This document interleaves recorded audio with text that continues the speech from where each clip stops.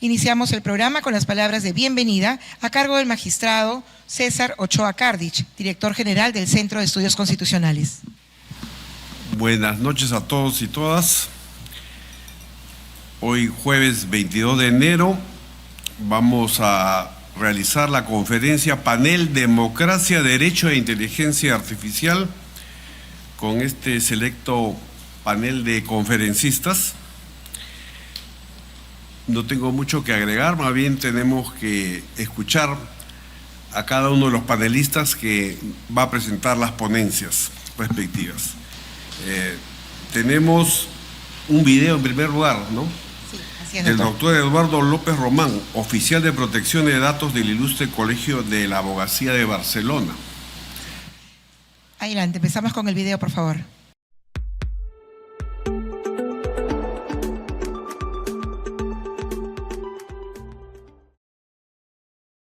Buenas tardes, excelentísimas autoridades, distinguidos organizadores, colegas académicos y estimados asistentes. Muchas gracias por brindarme la oportunidad de dirigirme a ustedes en este evento titulado Democracia, Derecho e Inteligencia Artificial.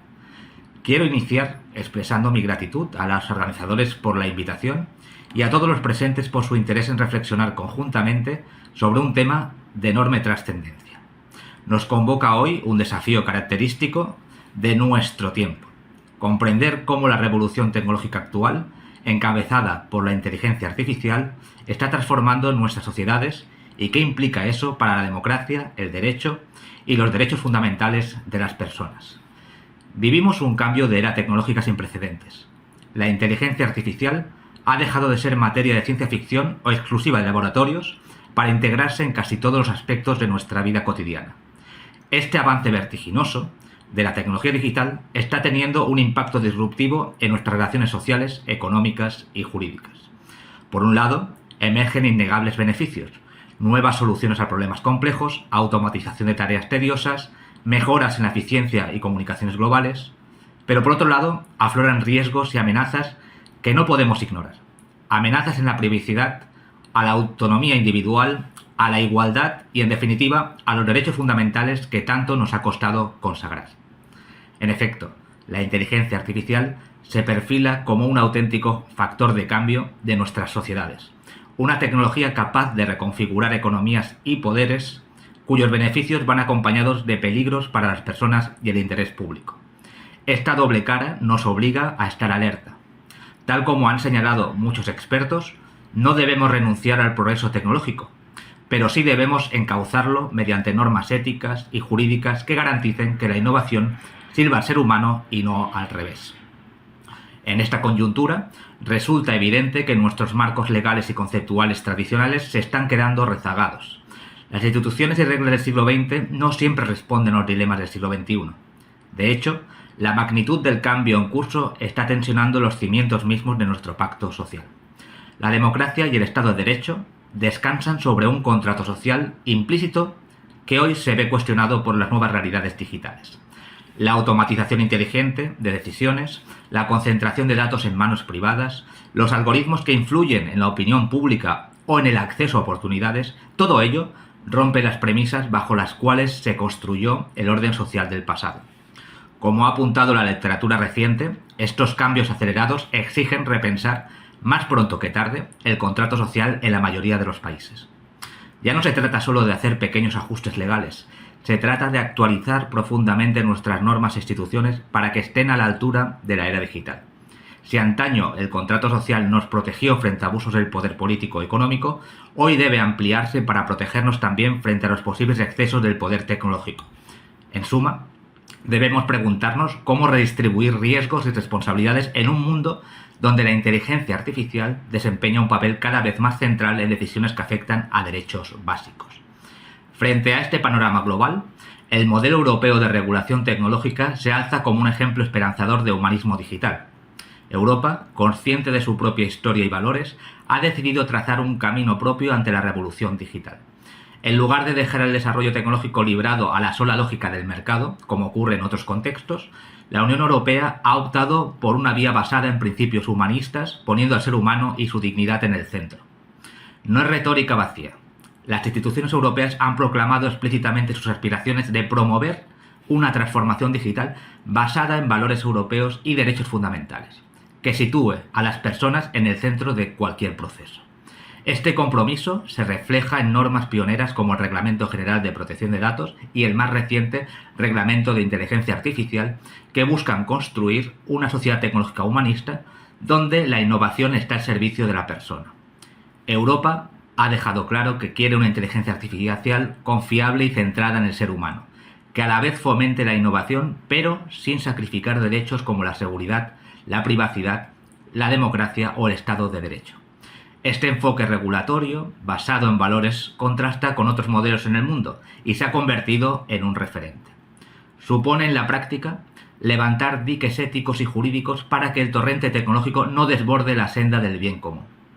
Es, en definitiva, la encarnación del humanismo digital. La idea de que cuanto más avanzada sea esta tecnología, más fuerte debe ser nuestro compromiso con la humanidad que la emplea. No partimos de cero en esta tarea, contamos ya con importantes antecedentes normativos y declarativos que sientan las bases de una carta de navegación en la era digital. Permítanme destacar 3 hitos recientes. En primer lugar, la Declaración de Cádiz de 2011, fruto de la iniciativa de juristas y expertos de derecho digital en España, que se erigió como la primera declaración dentro de la Unión Europea en abogar por el desarrollo y la defensa de derechos digitales. En segundo lugar, siguiendo con la estela, el Gobierno de España impulsó la Carta de Derechos Digitales presentada en 2021, un documento que recoge de forma sistemática los derechos de los ciudadanos en el entorno digital. Finalmente, en el plano supranacional, contamos con la reciente Declaración Europea de Derechos y Principios Digitales, proclamada conjuntamente por el Parlamento Europeo, el Consejo y la Comisión Europea en enero de 2023. Se trata de una declaración política de alto nivel en la que Europa en su conjunto se compromete solemnemente a una vía europea de transformación digital basada en sus valores humanistas, reafirmando los derechos humanos universales y beneficiando a toda la sociedad. Ahora bien, junto a estas respuestas institucionales, conviene recordar las advertencias visionarias que distintos pensadores nos han ofrecido durante años sobre los peligros de una tecnología sin límites éticos ni jurídicos. Ya a finales del siglo XX, el jurista Lawrence Lessig nos alertó con su célebre máxima el código Slave, y con ella Lessig quiso señalar que en la era digital el diseño de las plataformas y algoritmos funciona como una forma de regulación de facto, capaz de condicionar nuestro comportamiento tanto o más que las propias leyes. Su advertencia nos invita a reflexionar si dejamos que el código tecnológico avance sin control, estaremos en la práctica permitiendo que normas privadas invisibles moldeen nuestra sociedad, quizás socavando libertades esenciales. Por su parte, el futurólogo Alvin Toffler anticipó en los años 70 lo que llamó el shock del futuro, el sentimiento de vértigo y desorientación que sufrirían las sociedades incapaces de adaptarse a la velocidad del cambio tecnológico. Toffler advirtió que el problema no era tanto el cambio en sí, sino la rapidez con que éste ocurre, superando nuestra capacidad de respuesta.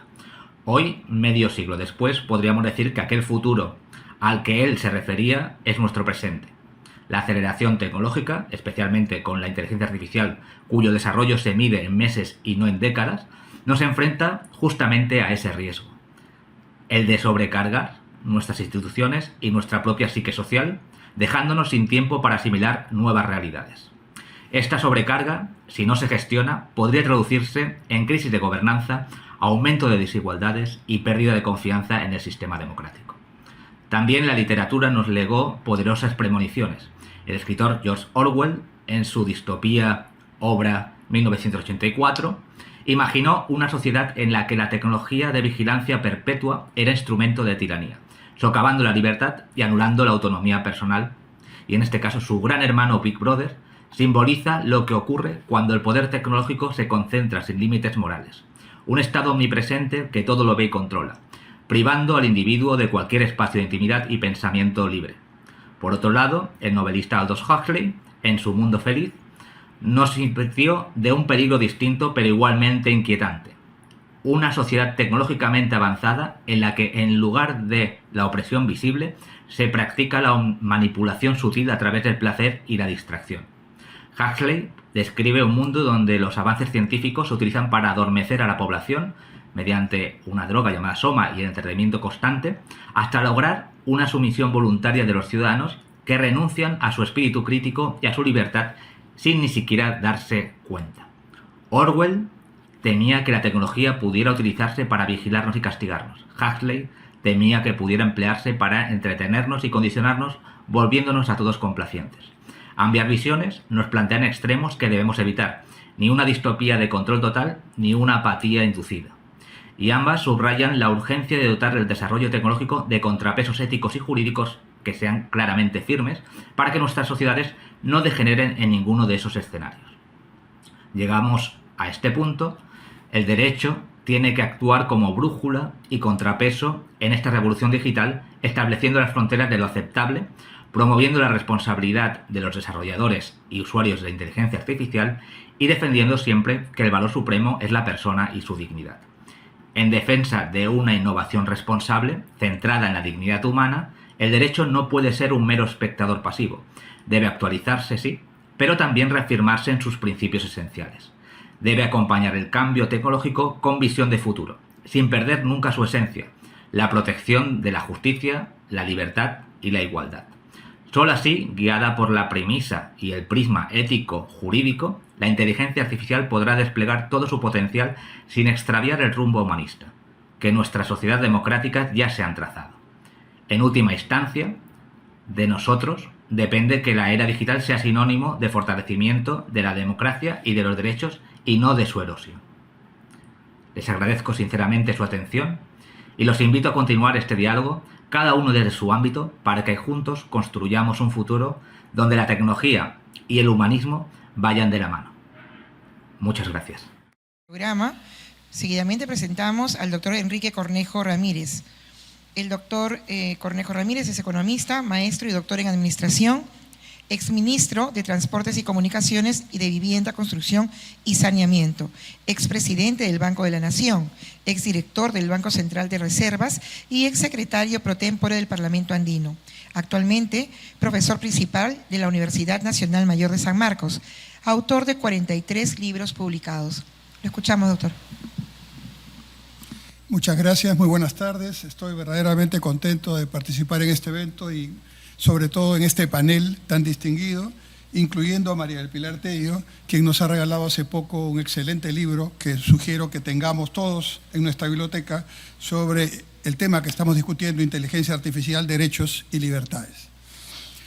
Eduardo López nos acaba de introducir al tema y creo que este tema además tiene en el corazón del problema un aspecto que es central y que tiene que ver con la tarea que esta institución que nos alberga hoy día desarrolla, el contrato social y la Constitución. Y la primera reflexión que quiero hacer es que muchos hablan de nuestra Constitución, seguramente en esta campaña electoral escucharemos quienes están a favor o en contra de diversas formas, los que quieren cambiarla completamente, los que no, pero mi reflexión primera es quiénes la han leído y quienes la entienden, que ya es un segundo problema mucho más complicado. Y la primera página de nuestra Constitución, en su artículo 1, dice a la letra: la defensa de la persona humana y el respeto de su dignidad son los fines supremos de la sociedad y del Estado.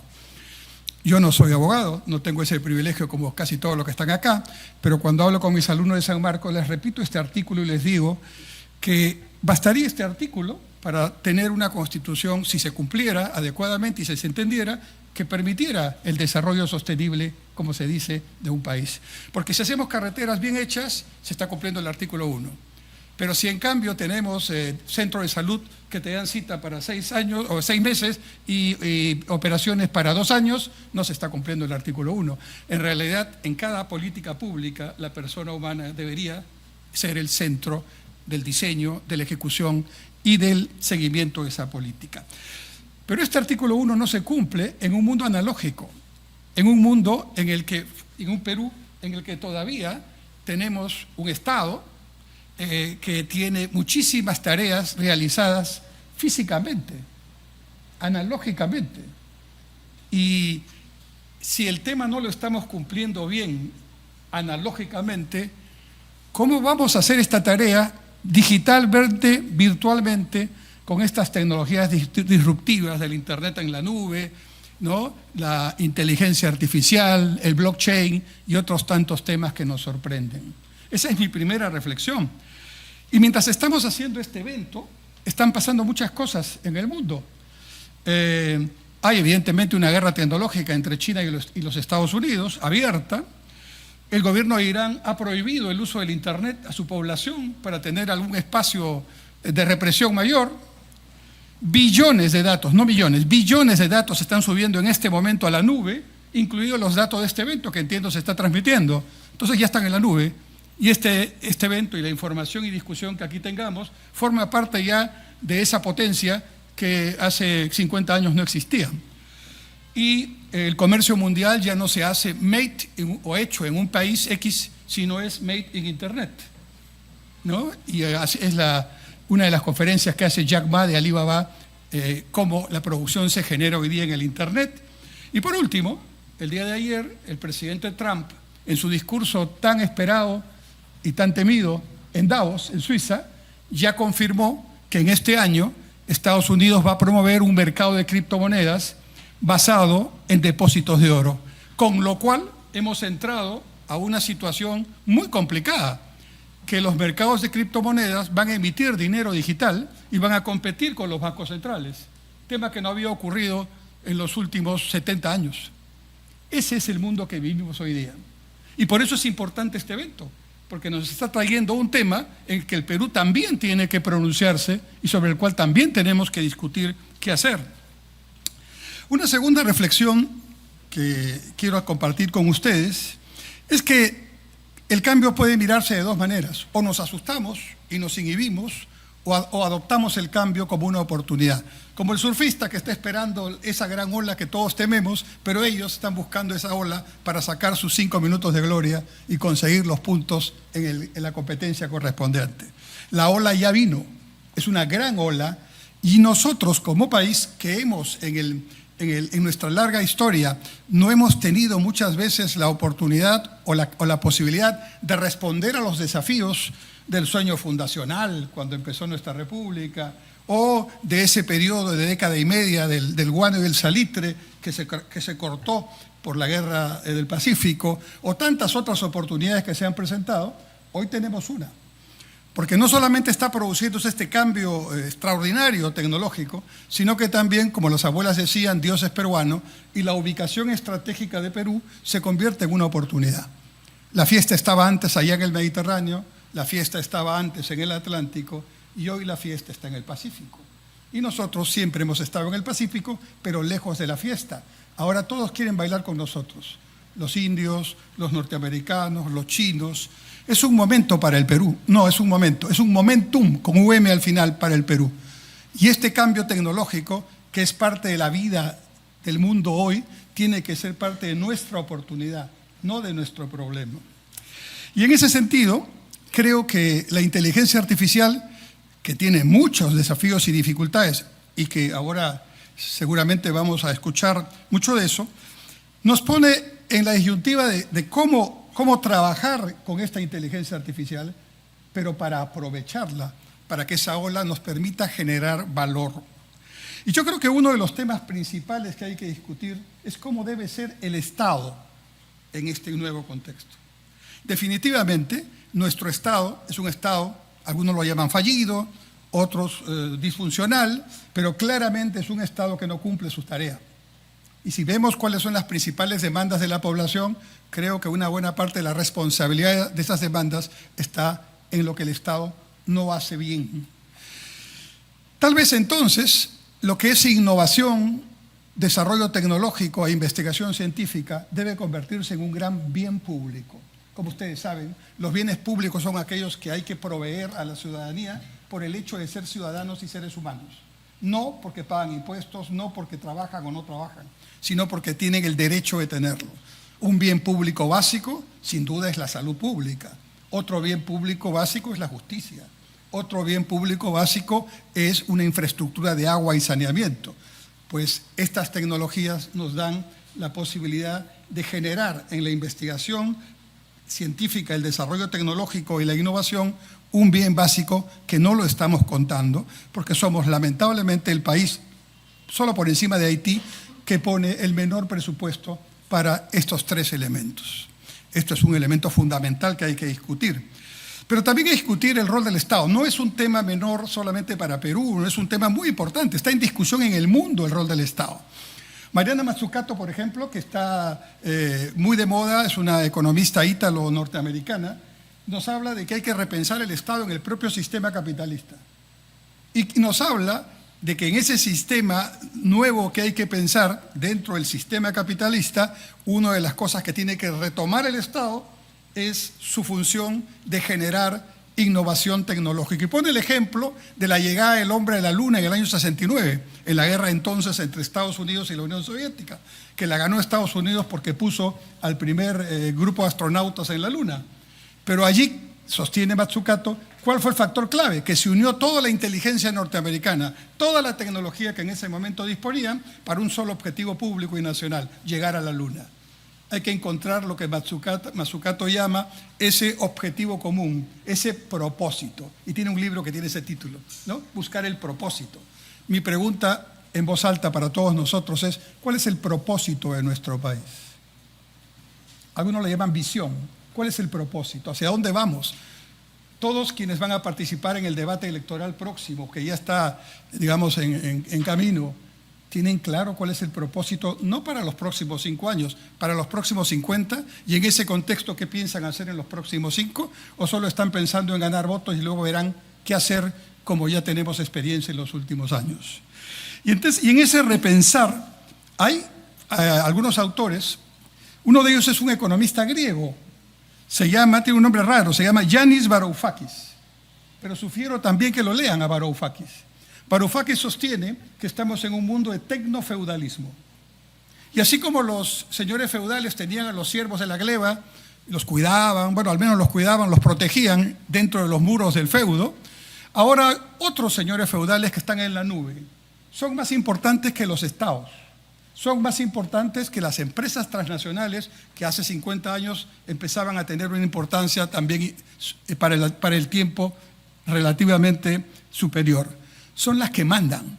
Y el tecnofeudalismo, sostiene Varoufakis, hace que los cambios tecnológicos hayan permitido que los mercados ya no sean importantes, sino las plataformas digitales. Y que los beneficios ya no sean los aspectos centrales de este sistema, sino la extracción de datos por unos cuantos. Entonces llama a estas empresas que tienen esta capacidad, las empresas tecnofeudales que mandan en el mundo. Y yo me he puesto a buscar algunos datos.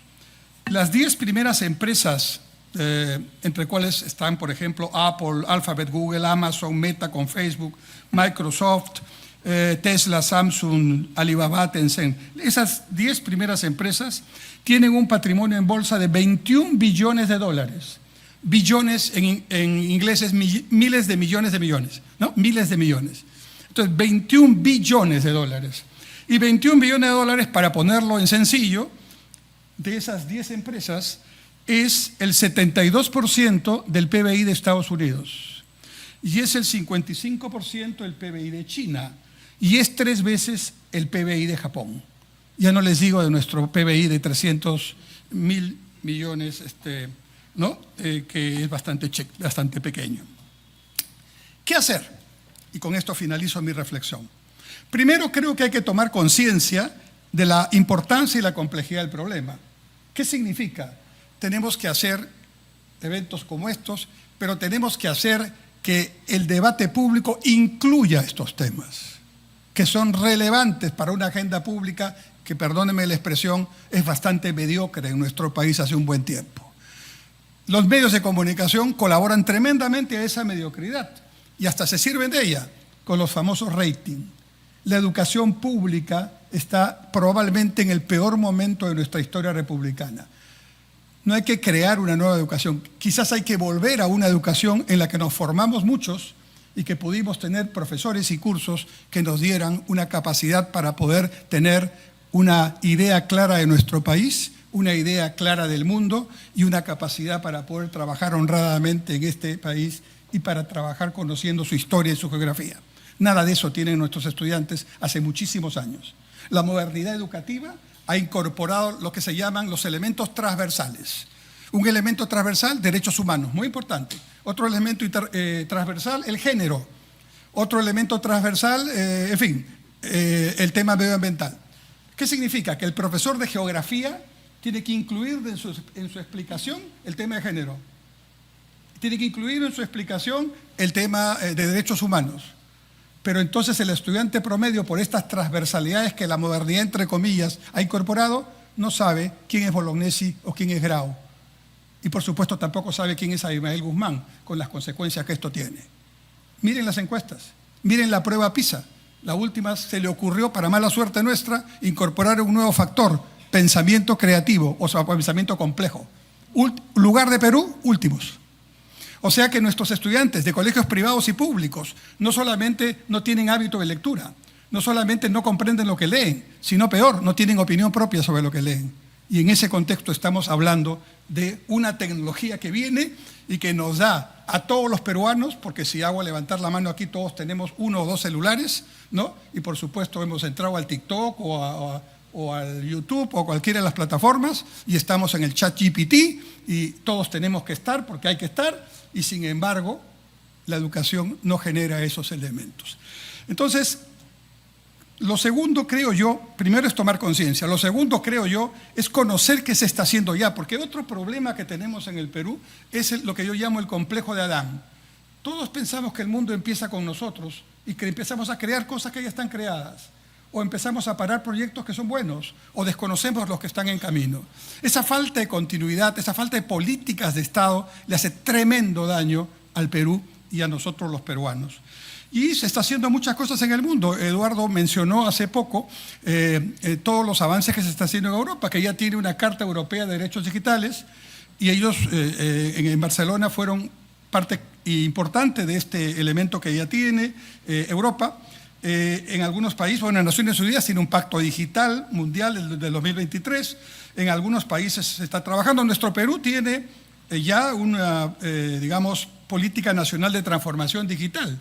Pero bastó que cambiaron a la directora en la PCM y todos los proyectos, incluido el borrador de Carta Peruana de Derechos Digitales, están ahí estancados, porque seguramente, no conozco a quien la reemplazó, encontró que había otros elementos con que trabajar desde cero, quién sabe.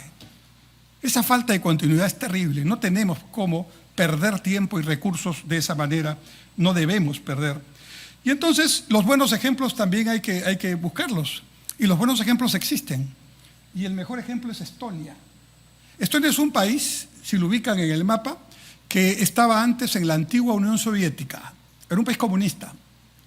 Eran los hackers del comunismo, los que hackeaban a los norteamericanos. Y hoy día Estonia es un país de la Unión Europea, es un país que está obviamente en políticas mucho más cercanas al mercado, pero lo más interesante de Estonia es que ya no solamente es un país que ha digitalizado, que utiliza la digitalización para generar valor, que se llama transformación digital, sino que se ha convertido en el primer país o gobierno inteligente. ¿Qué significa un gobierno inteligente? Que no fastidia al ciudadano.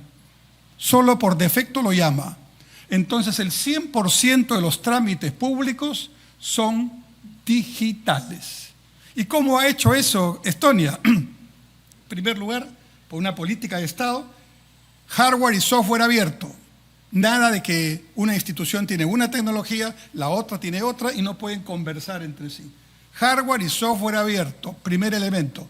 Gran problema en el Perú, donde tenemos compartimentos estancos en todo lado, donde ni siquiera nuestros policías pueden conectarse e interactuar como en algunos distritos que con recursos sí logran para que estén en tiempo real con la policía y con otras informaciones que se pueden obtener, ¿no?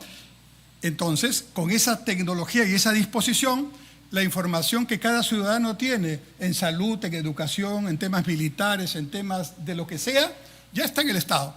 Y por lo tanto, ellos no tienen que preguntarle al ciudadano la información.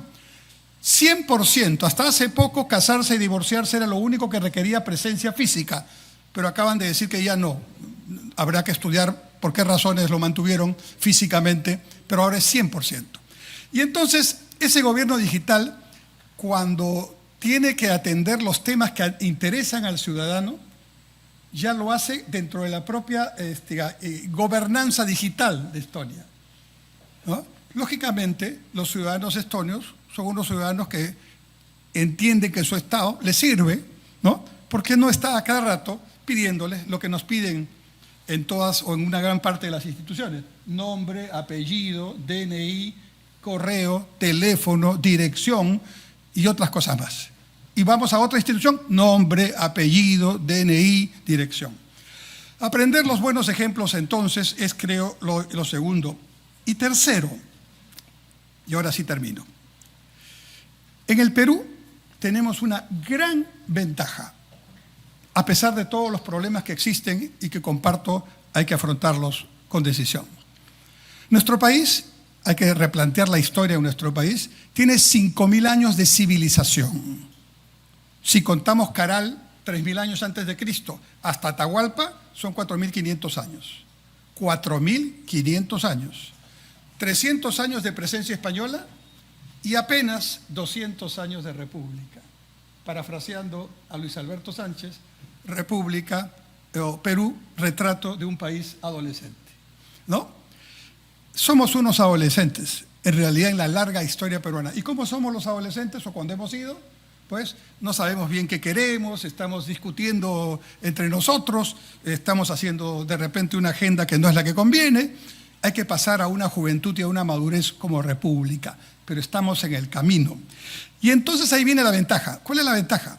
De estos 5.000 años de civilización, 4.500 años han sido de oralidad. El quechua y el aymara son lenguas orales, no escribales, y tienen características que son muy importantes para este tiempo. Luego hemos tenido 400 años más o menos, 450 años de escribalidad. Presencia española, vino la imprenta, vino... Y nosotros, bueno, lo digo aquí en el Tribunal Constitucional, cuando un ministro juramenta, tiene que juramentar, ¿no es cierto?, ante una Biblia, ¿no? Y su cargo funciona al día siguiente cuando sale oficialmente en el diario oficial, el peruano, escribalidad pura, ¿no? Y en general la escribalidad requiere una intermediación, el libro, el texto, ¿no? Muy bien. Las tecnologías de las que estamos hablando no requieren intermediación alguna. Son tecnologías directas, sin intermediación. Por eso la política ha cambiado tanto, porque como todos usamos las redes, ya los políticos que están haciendo intermediación no tienen importancia para los ciudadanos, porque la gente hace política directamente en su WhatsApp, directamente en su Facebook o en su Instagram. Ese elemento podemos utilizarlo como una gran ventaja, porque la oralidad y la electronalidad tienen códigos comunes. ¿Cuáles son? La no intermediación, el multi objetivo, ¿no? Que tiene un elemento central de velocidad. Entonces, temas que nos han demorado tanto porque no hemos hecho la tarea, si tenemos una visión común, podemos dar saltos cualitativos en educación, en justicia, en tantos temas rápidamente. De manera que mi mensaje es, y agradeciendo nuevamente la invitación, esto es realmente un tema fascinante, importante. Muchos problemas están ocurriendo, pero también lo podemos considerar como una gran oportunidad. Muchas gracias.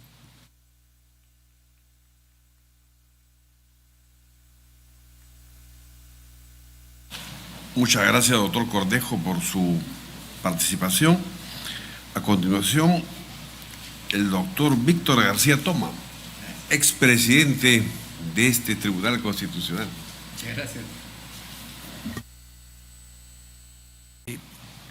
He considerado pertinente tomar en cuenta los argumentos que voy a señalar en función a un libro que a mí me parece de capital importancia, que es un libro que hace muy poco tiempo ha escrito la doctora Pilar Tello, a quien felicito vivamente, y de la cual voy a hacer vamos a hacer el Pulicherry completo, ¿no? Esta es la obra de María del Pilar Tello, lo he leído con fruición y en este momento me soy alabardero de buena parte de sus ideas, ¿no? No sin ello, por supuesto, dejar a salvo también algunas observaciones, críticas o opiniones personales. En realidad yo creo que el tema de la democracia, el derecho y la inteligencia artificial podríamos plantearlo como la relación entre esa inteligencia, los derechos y las libertades. Y en ese contexto hablar de la relación entre los principios, las razones y las garantías constitucionales. Este conjunto de temas ha obligado a la doctora Tello a un estudio integral, crítico, multidisciplinario sobre el impacto de la revolución tecnológica y de manera central entre la inteligencia, los derechos humanos, la sociedad civil y la necesidad de fortalecer, defender y preservar la democracia constitucional. De allí que estamos ante el surgimiento de un nuevo poder tecnológico construido sobre el binomio datos más algoritmos, que, como bien ha dicho Pilar Tello, reconfigura las relaciones entre el derecho, la política, la economía y las comunicaciones. En ese ámbito, la inteligencia artificial no es neutral, no es independiente, sino que es una tecnología que tiene un poder capaz de subordinar a los poderes clásicos del Estado, y sobre ello algo ha dicho nuestro común amigo con gran sabiduría, y de erosionar los pilares del constitucionalismo democrático.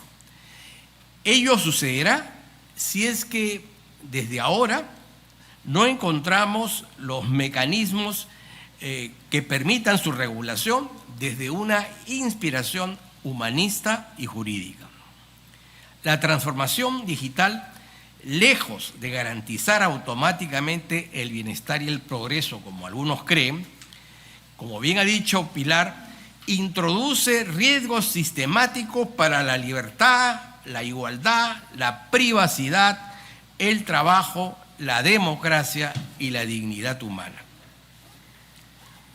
Evidentemente, aquí hay que hacer un parangón entre el derecho y la revolución tecnológica.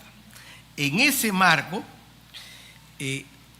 encontramos algunos temas centrales. Primero, es evidente que hay una confrontación geopolítica entre Estados Unidos y China popular respecto a modelos antagónicos del uso de la tecnología. En segundo lugar, existe una percepción europea, una percepción humanista, que felizmente sigue apostando por la regulación y la centralidad de la persona. Pero en tercer lugar, hay la constatación de las grandes tecnologías como actores del poder político y como actores del poder económico y mediático. Se desarrolla la idea de que el derecho enfrenta una crisis de adecuación histórica, pues muchas categorías de los siglos XIX y XX con las cuales actualmente seguimos trabajando resultan hoy insuficientes frente a las tecnologías que deciden, perfilan y predicen conductas humanas. Este ingreso de la inteligencia artificial ha afectado, viene afectando y seguirá haciéndolo, seguirá afectando un conjunto de derechos fundamentales. Pongamos algunos ejemplos. Un primer derecho afectado uno de los primeros derechos afectados son la libertad y la igualdad, que se encuentran cernidas por la vigilancia, la discriminación algorítmica y los sesgos que esa inteligencia artificial tiene. En segundo lugar, el derecho a la información, que está erosionada por la desinformación, la posverdad y la manipulación digital. Se afecta también la privacidad y la vida íntima, en este caso debilitada por la extracción masiva de datos. Nadie nos consulta, nadie nos pide permiso y esos datos son obtenidos, ¿no es cierto?, de manera subrepticia, si se quiere. Hay una afectación también al trabajo y la educación, que están siendo transformados por la automatización y la digitalización forzada. Y yo creo que en el ámbito del campo laboral se va a tener que trabajar mucho porque entiendo que va a haber un fuerte desplazamiento del grupo humano. Hay también una afectación del derecho de sufragio y la democracia, que están amenazados por la microsegmentación política y la ingeniería del consentimiento. Y aquí hago una pequeña alusión. Se supone que estamos hoy en plena campaña electoral y el debate no se está dando fundamentalmente en los lugares clásicos o los lugares notorios y patentes que usaba la política. Se utilizan las redes. Y hemos llegado a un fenómeno sumamente interesante, que es el debate sopita ramen. Esos microdebates de 3 o 5 minutos, porque los oyentes, digamos, no tienen ni la capacidad ni el interés de debates muy prolongados, tienen que ser debates, digamos, no debates, tienen que ser exposiciones muy cortas. Estas exposiciones, por supuesto, están cargadas de mucho sabor, tienen mucho color, pero no tienen nada de sustancia. No hay ideas. Hay adjetivos, hay calificaciones, ¿no es cierto? Y en función a esa realidad, hoy, sobre todo los jóvenes, van a tomar las decisiones. Y veremos qué consecuencias nos traen esos debates o esas informaciones sopita ramen, ¿no? Pero han aparecido también nuevos derechos. Pilar Tello nos habla que uno de los principales aportes en este tema es la identificación y fundamentación de derechos tales como el derecho a la protección y propiedad de los datos personales. El Tribunal Constitucional ha venido trabajando con lucidez, con inteligencia y, como conversábamos hace unos minutos, ha venido innovando, recreando su jurisprudencia constitucional y probablemente en el ámbito de América Latina sea uno de los tribunales que lleva la bandera sobre esa materia y no hay que retasearle mérito alguno al tribunal en ese aspecto. Se habla también de los neuroderechos, que están vinculados con la integridad mental y cognitiva. Existe también el derecho a la desconexión digital y, por último, el entendimiento de los derechos digitales como atributos humanos de una nueva generación. Estos derechos responden a la necesidad de proteger la mente, la identidad digital y la autonomía personal frente al avance de la inteligencia artificial y las neurotecnologías, que nadie sabe quién es el verdadero y cabal titiritero. Nosotros somos en este momento marionetas de este fenómeno y este proceso, y eso es lo preocupante. Hemos avanzado mucho en hablar de la dignidad de la persona para finalmente verla depredada o desaparecida frente a ese poder que, si bien es importante, que puede ser muy útil, también es sumamente peligroso. Se habla de la relación entre la política, la democracia y la tecnología. Evidentemente, el Internet y la inteligencia artificial, como bien ha dicho Pilar, ha planteado el surgimiento de un ciberleviatán, así lo ha llamado ella, un poder tecnológico sin control. Ella le ha agregado democrático, sin control. Nadie controla eso. En segundo lugar, la crisis de la deliberación pública y la concentración del debate en plataformas privadas dentro del marco del contexto al que yo me hacía referencia hace unos minutos.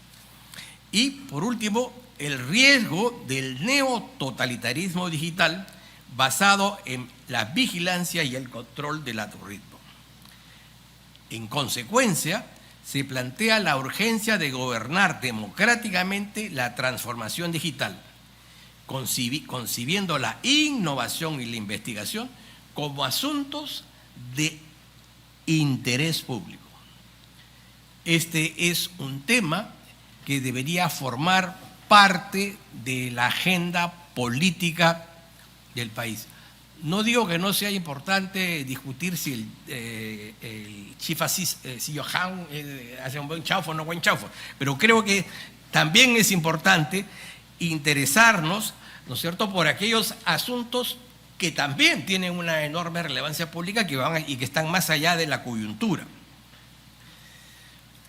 Por último, para no cansarlos, hay la necesidad de una regulación de la inteligencia artificial. Se puede advertir que sobre la opacidad algorítmica, la dependencia tecnológica y la automatización de las decisiones, se requiere analizar críticamente la regulación europea, estadounidense y global, rechazar tanto la autorregulación absoluta como la regulación fragmentada y defender el derecho a la explicabilidad y la primacía de la inteligencia humana sobre la artificial.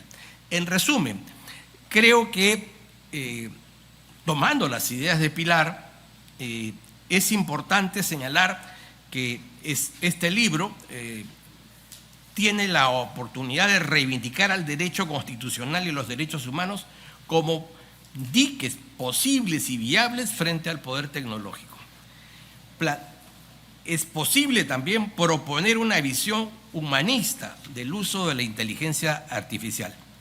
Y es también una incitación, un llamado de atención, ¿no es cierto?, si se quiere un jalón de orejas a los juristas, políticos y académicos a asumir la responsabilidad histórica de regular la tecnología antes de que ésta termine regulando definitivamente la vida de los seres humanos. Muchas gracias.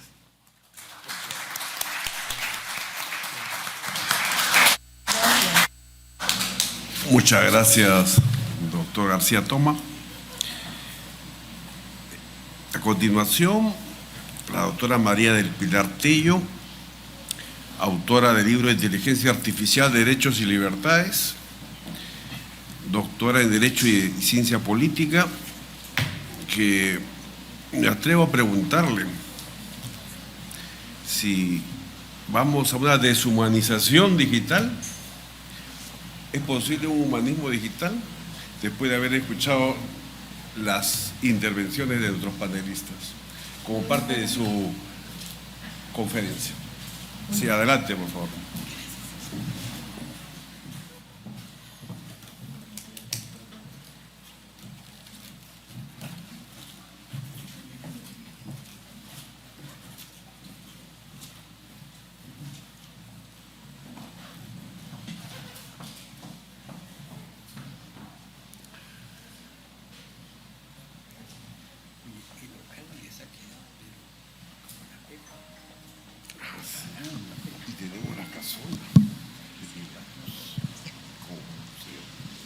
Buenas noches, mil gracias por estar aquí.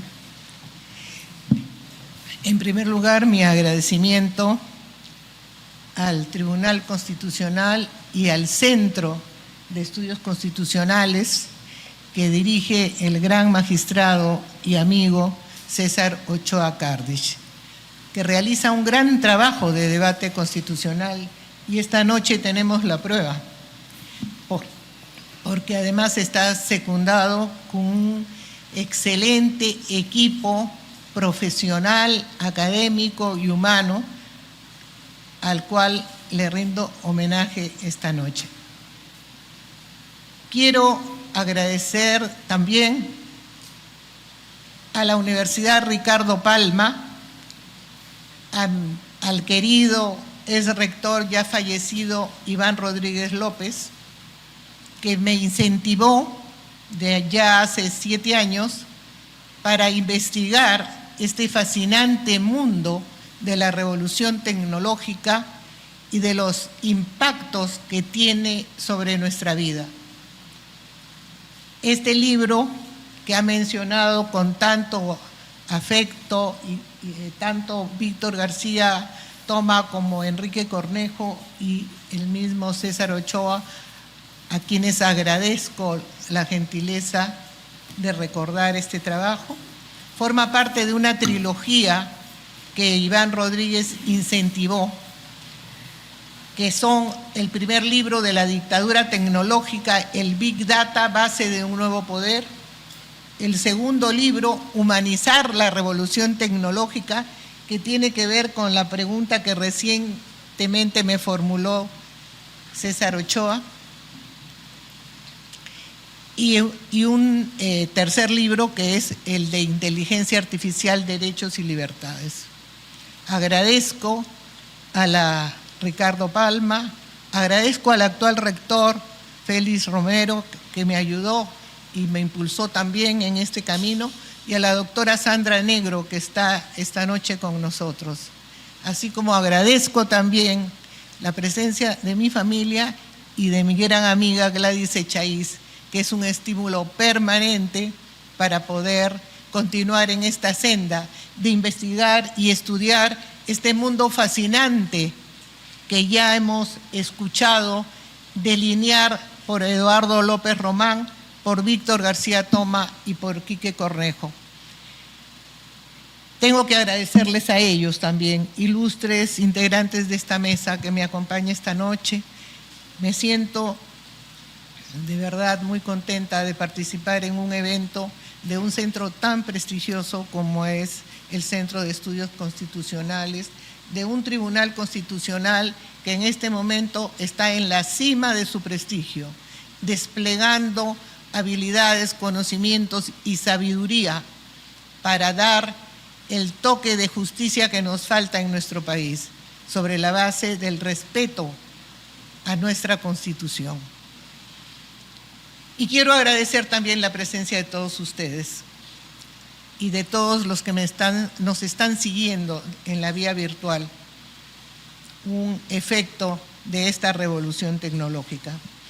Para entrar en materia, el tema que esta noche nos reúne, democracia, inteligencia artificial y derecho, es una confluencia difícil y ya veremos por qué, y ya lo hemos visto por qué en la exposición de Enrique Cornejo y con mayor especialidad en la de Víctor García Toma.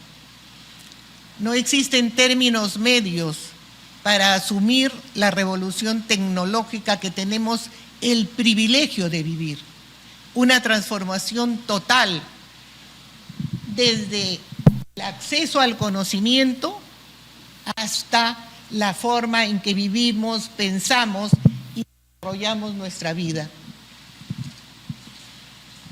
El legado de los revolucionarios del siglo XVIII, del marco jurídico que nos dieron, que fue perfeccionado en los siglos XIX y XX, ha cambiado totalmente. Todo cambió.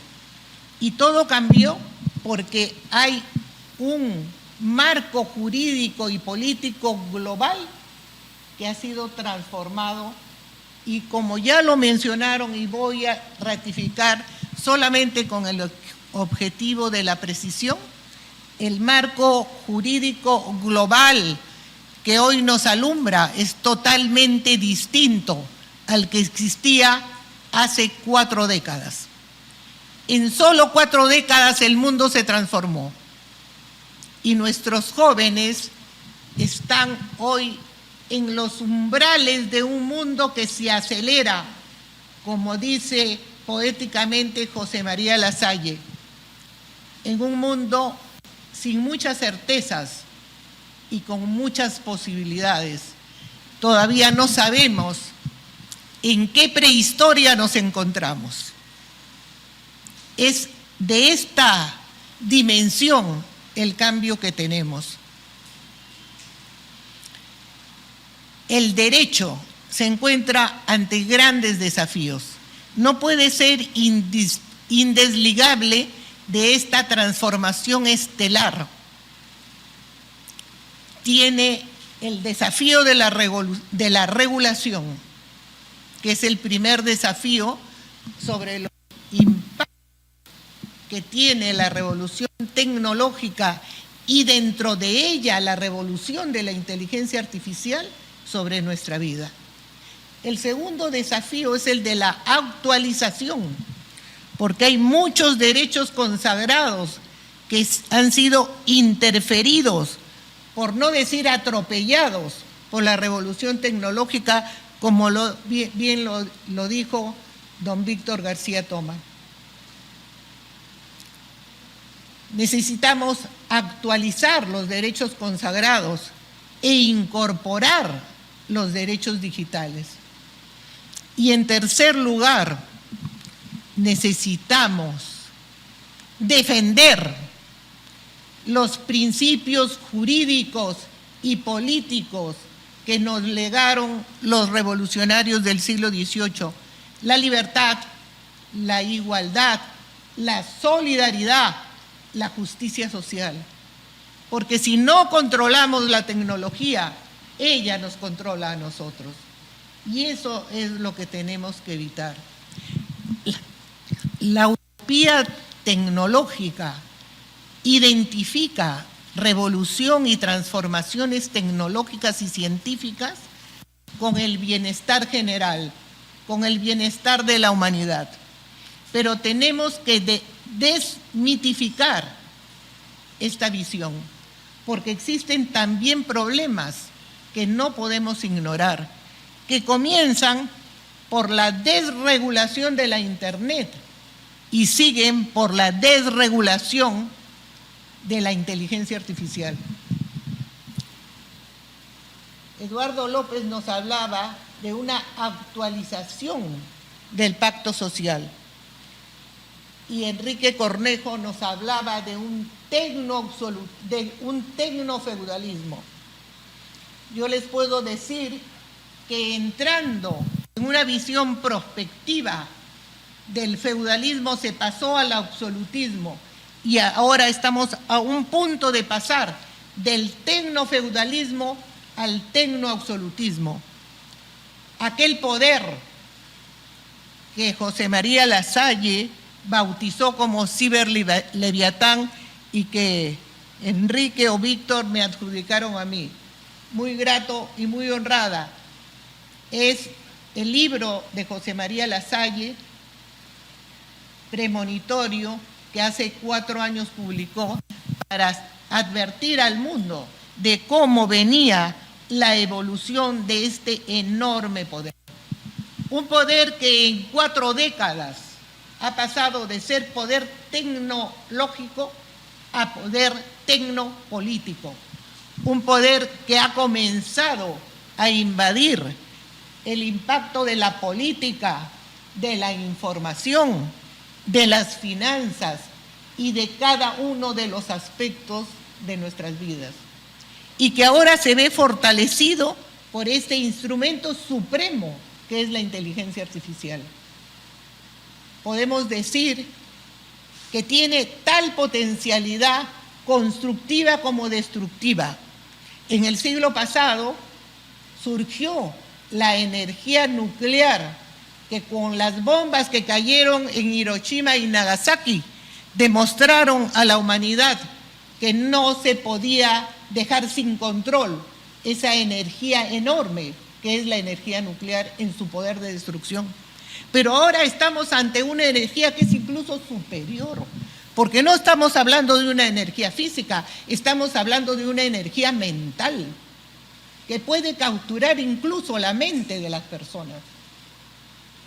Se habla de regular la inteligencia artificial que hoy conocemos, que es la inteligencia generativa, que nos alumbra todos los días y que nos ilumina y nos ayuda. Pero hay otra energía, esa inteligencia artificial general, todavía hipotética, que es la que puede desligarse del control humano, autonomizarse para dirigir los destinos de la humanidad. Y esa sí es una energía que no podemos dejar sin regulación. Más adelante, y si me tomo el tiempo para poder hablar de la regulación, que es tan importante, quería entrar primero sintéticamente a la modificación del marco jurídico-político global, que está definido por 4 aspectos, que ya han sido mencionados de alguna manera en las 2 alocuciones y en la tercera de Eduardo López Román. El primer cambio es el de la Internet, hace 4 décadas, que viabilizó de manera inmediata el inicio de la revolución científica y tecnológica, que hoy nos invade cada día con una innovación, y como bien dijo Víctor García Toma, la innovación es de interés público y debería ser controlada, o por lo menos compartido su control con el poder público, representativo de los intereses colectivos. Ahora ese poder tecnopolítico es absolutamente privado, sin control democrático. Es el primer cambio, la Internet más la revolución tecnológica. El segundo cambio es la pugna que se mencionó entre las dos grandes potencias, Estados Unidos y China, que no es una pugna solo tecnológica, es una cuestión de poder global, porque quien domine la inteligencia artificial dominará el mundo. Y allí están corriendo paralelamente China y Estados Unidos con dos modelos diferenciados de la Internet. El modelo de Estados Unidos es el modelo capitalista liberal, movido por la acumulación de la ganancia. Tiene su sede en Silicon Valley. El modelo chino es el modelo de un Estado férreamente regido por el Partido Comunista Chino, que tiene como objetivo, en primer lugar, sin desdeñar la ganancia, el control político y social de las personas. No olvidemos ahora que China tiene tanta influencia en nuestro país y en nuestro continente. Y en esa pugna, esos dos modelos funcionan como el Big Brother y la tecnología complaciente que diseñó o que dibujó o que advirtió Huxley en su Mundo Feliz. El tercer punto que determina un nuevo marco global, jurídico y político es la tercería humanista que desarrolla la Unión Europea, la única que defiende y se preocupa por los derechos y libertades de las personas. Y el cuarto aspecto a considerar en este marco es el avance de las neurociencias, que también lo mencionó Víctor,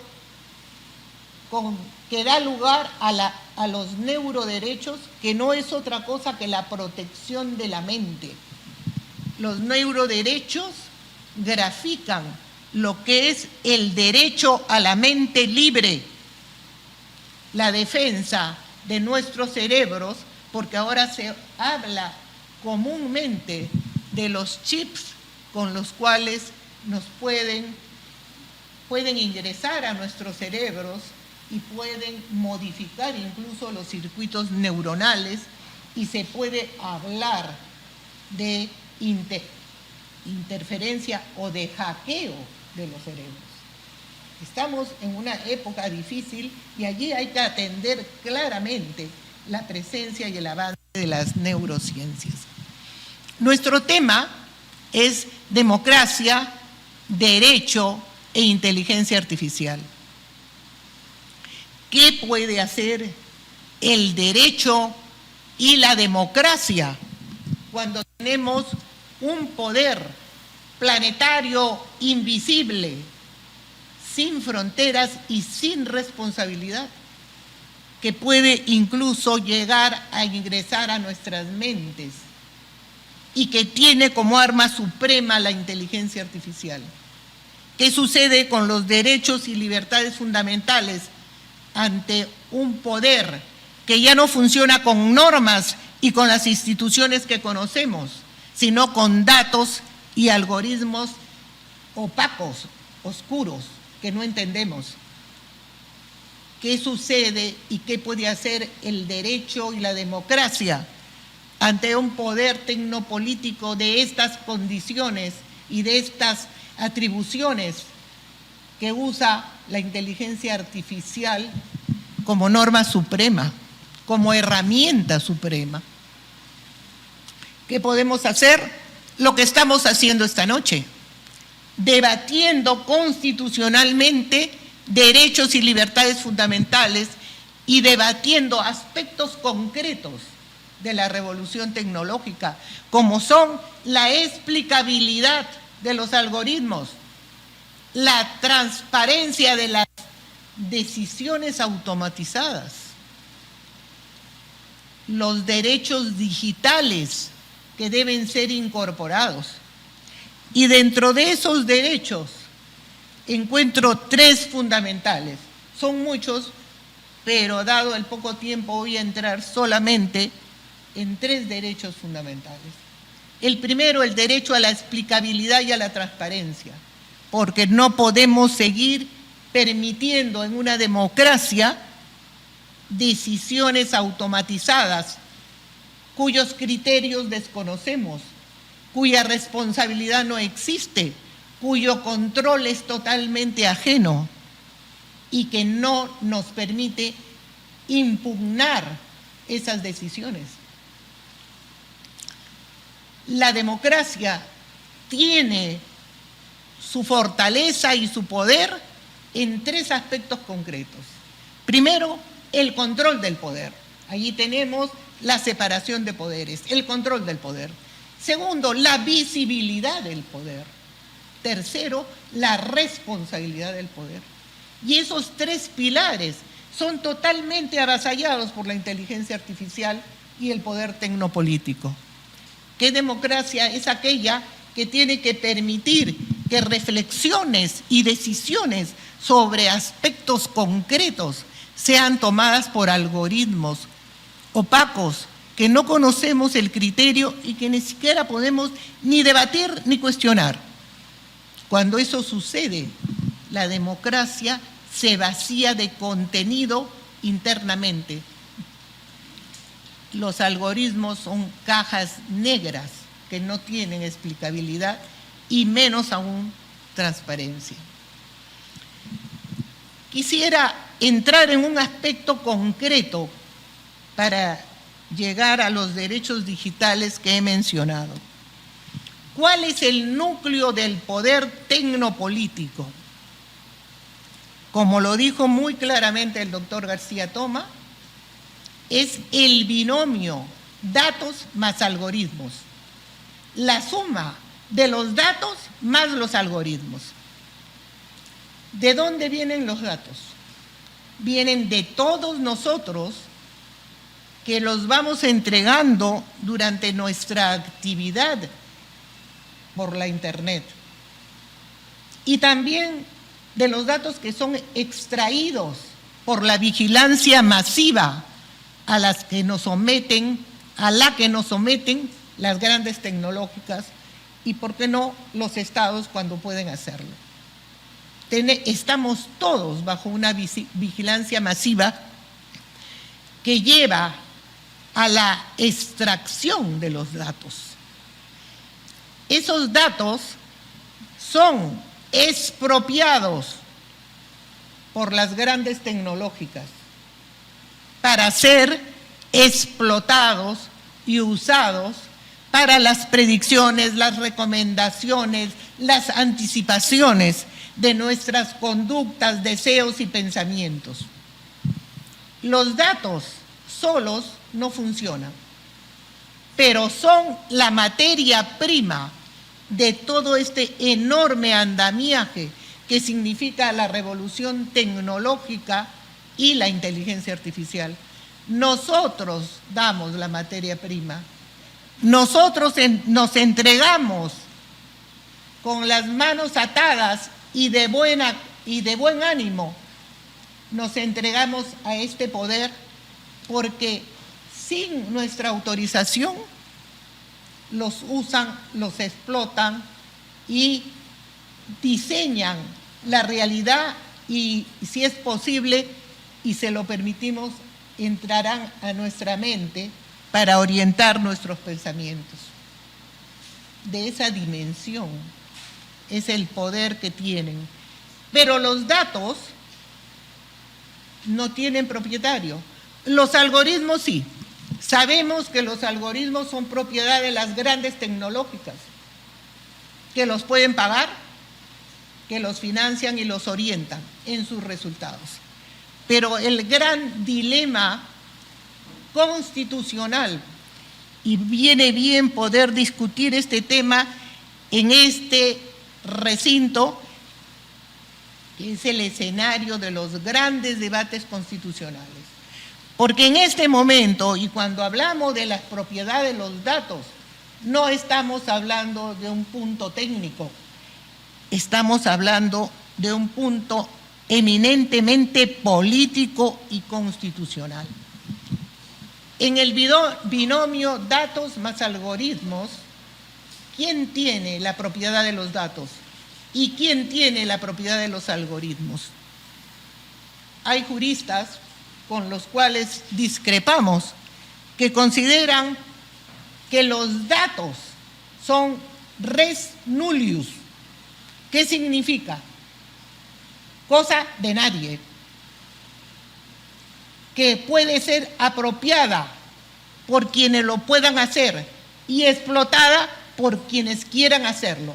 Y eso es una presunción abominable, por no decir horrenda, porque los datos que alimentan toda la revolución tecnológica y sus dispositivos, incluyendo la inteligencia artificial, son los datos míos, suyos, de Víctor, de Enrique, de César, de cada uno de nosotros, que reflejan nuestra vida, reflejan nuestras vivencias, reflejan nuestra experiencia vital, lo que queremos, hacia dónde vamos, qué compramos, qué pensamos hacer en nuestra vida. Esos son los datos personalísimos, que nadie venga a decirnos que es tierra de nadie y que pueden usarlos como quieran. No, señor. Los datos son de la gente, son de los proveedores, en cabeza de cada uno de nosotros. Y en su dimensión colectiva son los datos del pueblo que todos nosotros integramos. Y aquí entramos en un lenguaje constitucional conocido. Artículo 45 de la Constitución peruana. El poder político emana del pueblo y se ejerce con las limitaciones y responsabilidades que la ley establece, que la Constitución y las leyes establecen. Pero el poder político que surge, tecnopolítico que surge de los datos, ¿quién lo ejerce? ¿Y dónde están las limitaciones y las responsabilidades? Ese poder tecnopolítico también emana del pueblo, porque el pueblo somos todos nosotros, que somos los proveedores. Y esto es un punto que todavía no ha sido discutido constitucionalmente. Un punto crucial y transformador, porque empoderaría al pueblo frente a un poder tecnopolítico que hace lo que quiere con nuestros datos. Si son nuestros, debemos exigir el reconocimiento de la propiedad de los datos. Punto uno y fundamental en este debate constitucional. Y no estamos hablando de una noción abstracta, no. Estamos hablando de una noción que ya está en el debate global.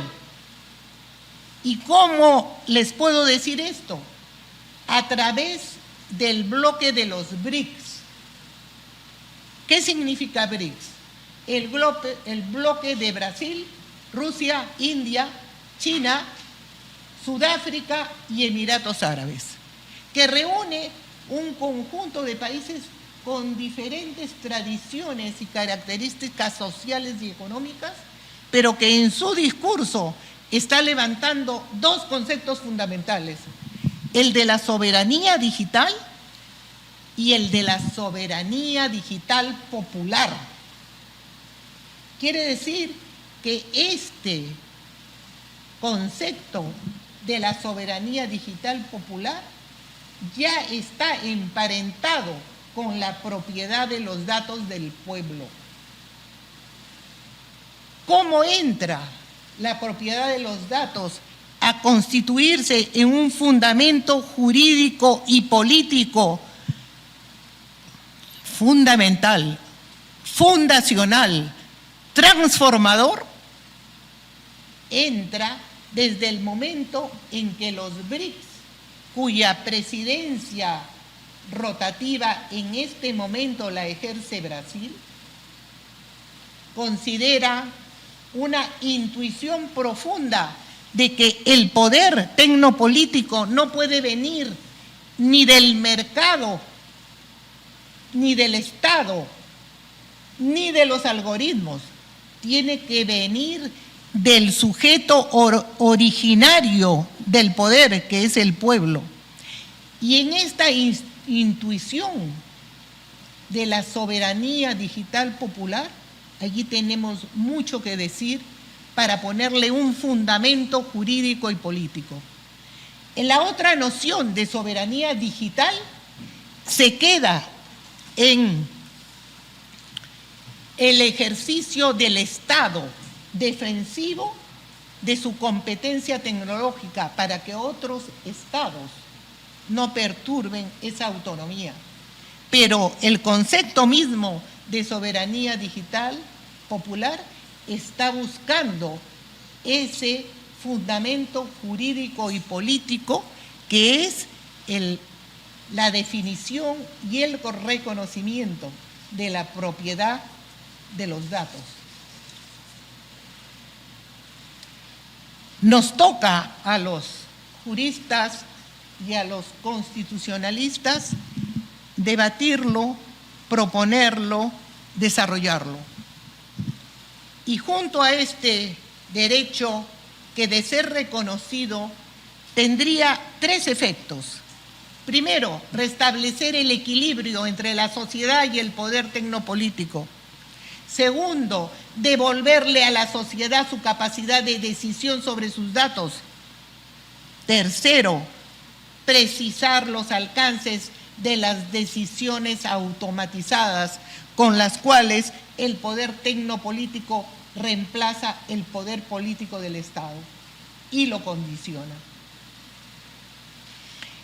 La noción de soberanía digital popular no es accesoria, es un concepto fundamental y es una noción que debemos impulsar junto al tema de los neuroderechos, y con eso voy a terminar. Los neuroderechos han sido aprobados, promulgados e incluidos en su Constitución de manera pionera por nuestro vecino país Chile. Primero en el mundo en reconocer esta amenaza de la tecnología a la mente humana. Primeros en el mundo en poner los fundamentos del derecho a la mente libre. Ellos lograron hace 3 años que se aprobaran los neuroderechos y los incluyeron en su Constitución. Queda al Perú y América Latina no ser espectadores en este debate. Es un mundo fascinante. En el corto tiempo que tenemos no podemos avanzar más. Les agradezco a todos la atención y les dejo con el mensaje de que el Perú y América Latina debería asociarse naturalmente con la Unión Europea y con su visión humanista.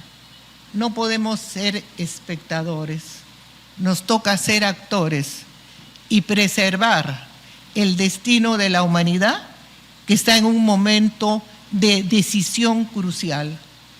O permitimos que el poder tecnológico siga sin limitaciones y sin regulación, o simplemente dedicamos nuestro interés y nuestra preocupación como juristas a considerar que el derecho de la propiedad de los datos está en el centro del debate transformador del mundo. Ya lo pusieron los BRICS, sigamos esa senda. Gracias.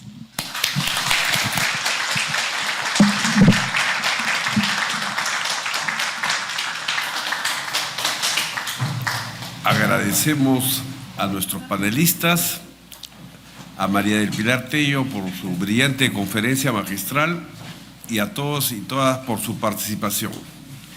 Muy buenas noches.